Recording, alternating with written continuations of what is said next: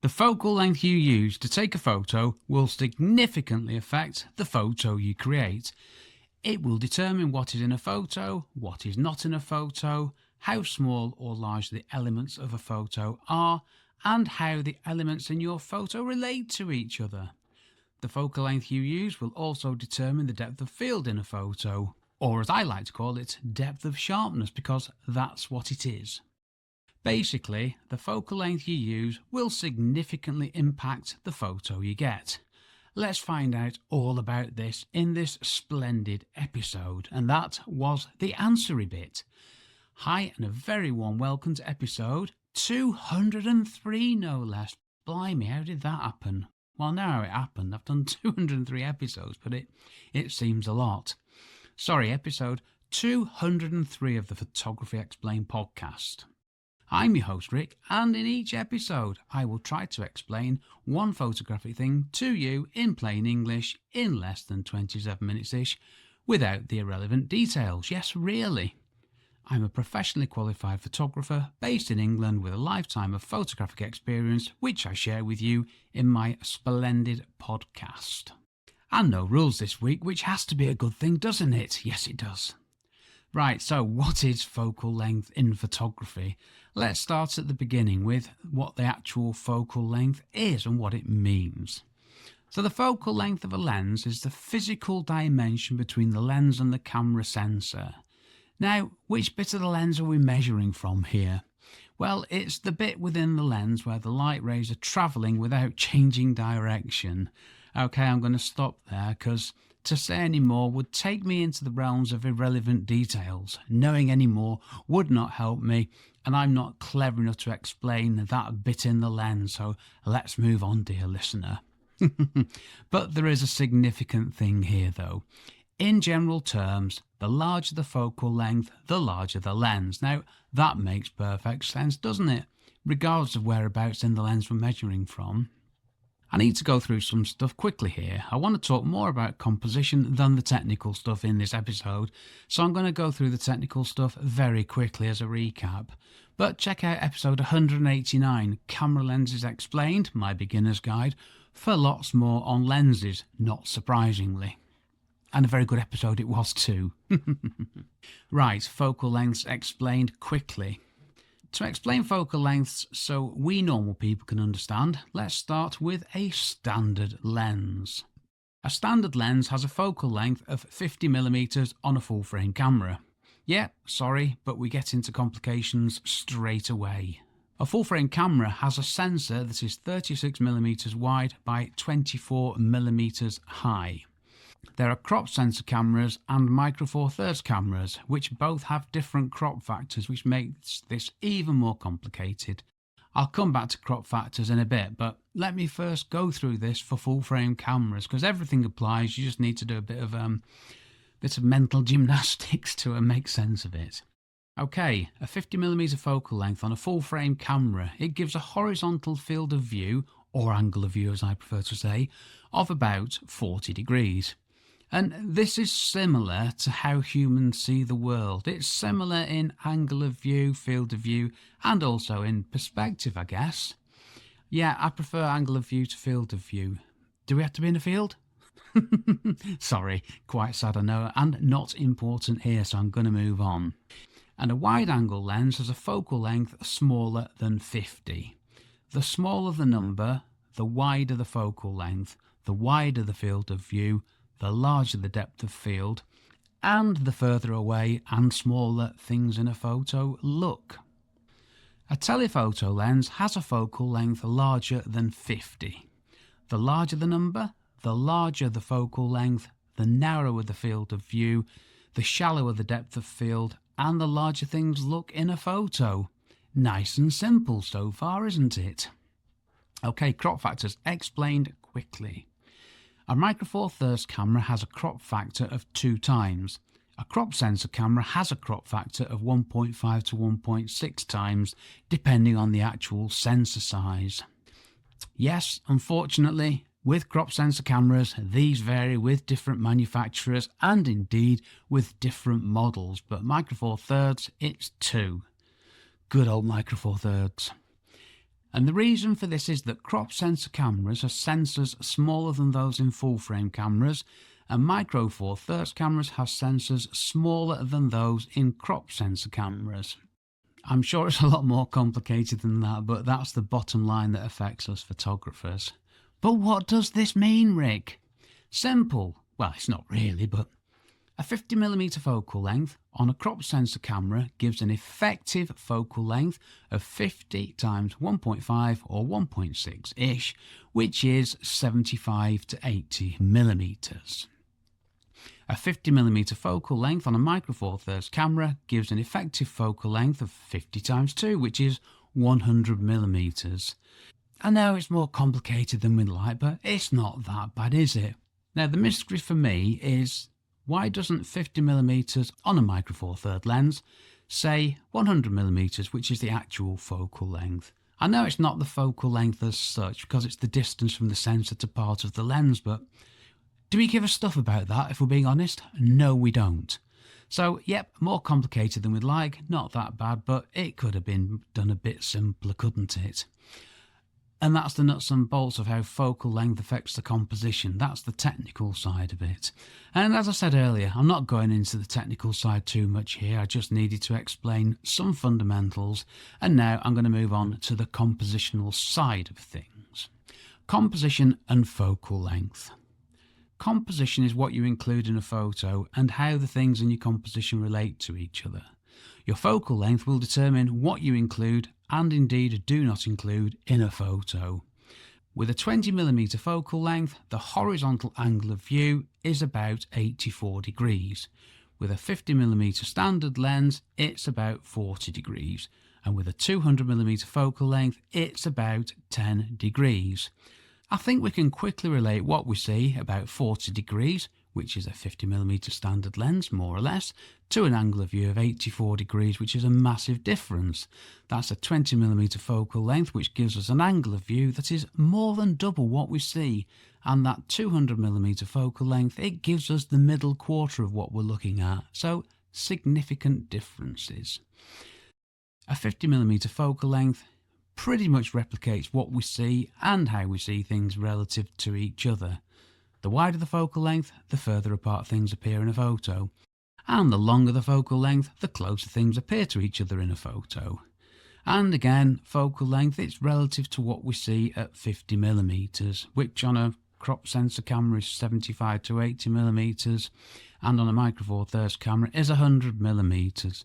So, whichever of the three you're using, larger than the standard equivalent telephoto, less than wide angle. It is that simple.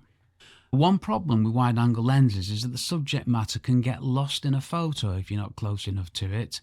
But if you're shooting a wide vista, that's fine. That's what you want, isn't it?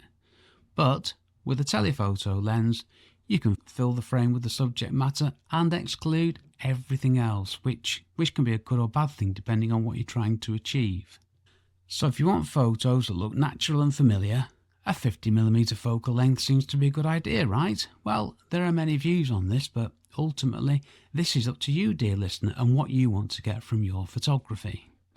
And that's the point. There are so many variables, but the best focal length, it depends on what you photograph and how you want to convey what you're photographing.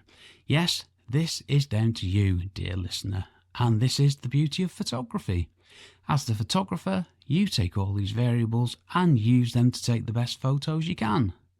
Okay, the other factor, where you are.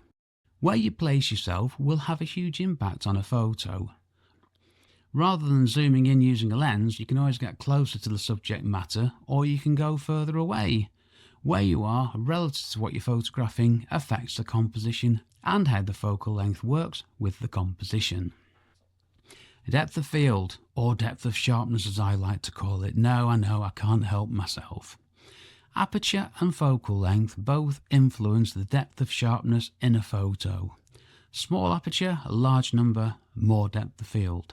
Large aperture, small number, less depth of field. I know, it could have been the other way around, couldn't it? As in large aperture, large number. But no, we have reciprocals here just to make it more complicated.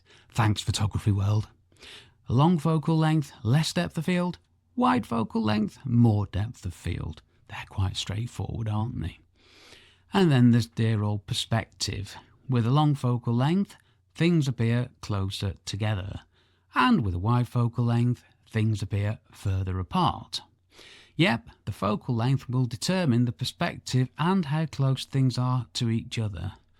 But if you take a photo of something very close up using a wide angle focal length, this will change how everything looks. And with a long telephoto lens, things can look compressed and closer together. And this is the beauty of focal length. You can use focal length creatively to transform a photo. Now if you think about it, 50mm is roughly how we see things. So if you go super wide, it's different from what we're used to seeing, and the same with telephoto. So there's a very creative side to focal lengths, and that's why it's so important and so useful to us.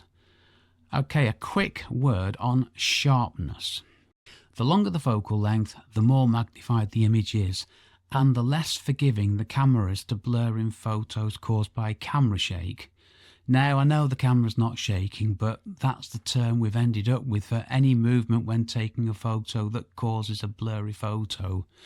Camera shake, don't start me on that one. That's why if you're shooting handheld, your shutter speed should be faster than the reciprocal of the focal length. Now, in English, this means if you're taking a photo handheld with a 200mm focal length, your shutter speed should be faster than 1/200th of a second, unless you've got image stabilization, of course, in which case that changes things significantly. Right, well, that's it. That's all I want to say here. And this little lot might explain why there are so many lenses and so many different focal lengths for us to choose from, in case you were wondering. Well, I've got a few things more to say, but that was the main answery bit. What focal length should I use? Now, I've had a thought here. I'm going to apply this little lot to my photography, which is photos of buildings, landscape photography and travel photography, and I think that an episode on each of these will finish this series of episodes on composition rather nicely. How utterly splendid. Right, here are some things for you to do. Work out what 20mm, 50mm and 200mm look like with your eyes. Just remember 85 odd degrees, 40 odd degrees and 10 degrees, however you do this. Next, take the same photo using the widest focal length you've got, the standard focal length and the longest focal length that you've got. Take the same photo 3 times and compare the differences. And if you're feeling adventurous, take 3 photos with the maximum aperture, the minimum aperture and the aperture value in the middle. And have a good look at what you've got. Learning from your own photos taken by you with your own gear is such an effective way to learn. You can see these things on all sorts of articles people have written, but you can't beat doing this yourself. It's a brilliant way to learn about focal length and indeed depth of field / sharpness. And once you've done these things, let me know how you get on. I'd love to hear from you. Okay, what if I use a phone to take photos? Well, focal length's a bit of an issue, isn't it? You just need to forget that it's not physical, as in 100mm. Your phone's not going to be 100mm thick, is it? So how do you get 100mm focal length? But the effect is the same. It's all done by computers and clever stuff, isn't it? Yes, it is, Rick. Let me give you some examples. On my iPhone 15 Pro, the 1x setting is the default, and when I press the 1x bit on the camera app, the focal length of 24mm appears. The 2x lens is 48mm and the 3x lens is 77mm. Now I know 24 times 3 doesn't equal 77, but who cares? And just to cross-reference this, using one of my apps, the 1x lens gives a field of view of 71 degrees, while 24mm on a full-frame camera gives a field of view of 73 degrees. Yes, I've done some work here, haven't I? So, similar, not identical, but generally the same. And I quite like the iPhone with the 1x, 2x, etc. It gets rid of the numbers that we don't really care about, and it leaves us with what we can see, which I like. So using a phone, you have the focal length just like you do with the camera. If the numbers are a bit different, but you get the same effect. In fact, the 1 times and 2 times everything, that was part of my plan to decimalize photography, because 50mm, do we care what 50mm actually is? No, we don't. Adding a crop factor makes more of a mockery of it anyway, so might as well do 1 times and 2 times, and then we can all be universal and get on splendidly. Right, what do? I have a Canon 17 to 40mm lens. The 17mm end of the focal length gives me a whopping 93-degree field of view. I also have an Olympus 12 to 40mm lens, but the 12mm gives me a paltry 71 degrees because of the crop factor. I need an 8.5mm focal length lens on my Micro Four Thirds camera to get the same field of view as I can with my Canon 17mm lens. Yes, 2 times 8.5 equals 17. See, crop factor's not that bad, is it? And I use 17mm for most of the photos that I take, and that is what I do. Some thoughts from the last episode. Did you check out the rule of thirds? How did you get on with it? Let me know, it'd be lovely to hear from you. Okay, next episode. Wait for it. 10 landscape photography composition tips that will instantly improve your shots. Yes, really, it's time to put all this composition stuff to practical use, and I'm excited to do this. Time for a quick plug for me and what I do. Well, why not? If I can't plug myself on my own podcast, where can I? You found this podcast, so why not check out the podcast website, photographyexplainedpodcast.com. And I have another photography website, rickmcevoyphotography.com, where I write blog posts about my photographs of buildings and other good stuff. And on my courses page, rickmcevoyphotography.com/courses, you will find my splendid course, How to Become a Real Estate Photographer.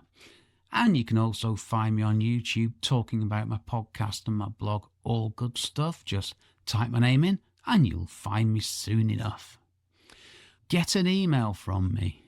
Yes, if you want a weekly email from me, and why wouldn't you? Fill in the box on any of my websites, and every Friday you will read what I'm thinking about photography related.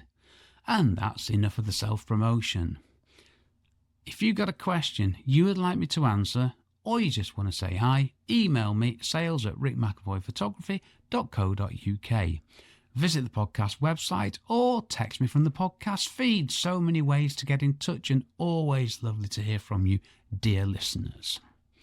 Right, this episode was brought to you by, wait for it, a cheese and pickle sandwich and a bag of salt and vinegar crisps. Yes, I'm back to my bad old ways here, which I consumed before settling in my homemade acoustically cushioned recording emporium.